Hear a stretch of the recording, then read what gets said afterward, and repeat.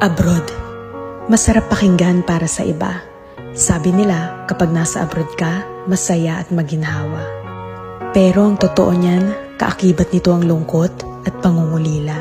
May mga panahong gugustuhin mo nalang sumuko, pero nangingibabaw ang tanong na, bakit ka nga ba nandito?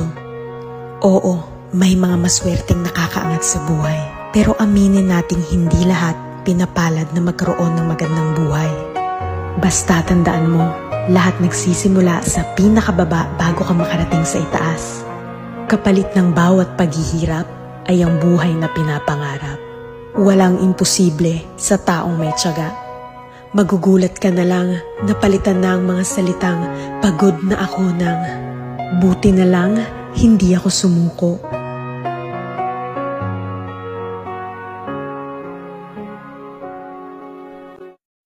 Abroad.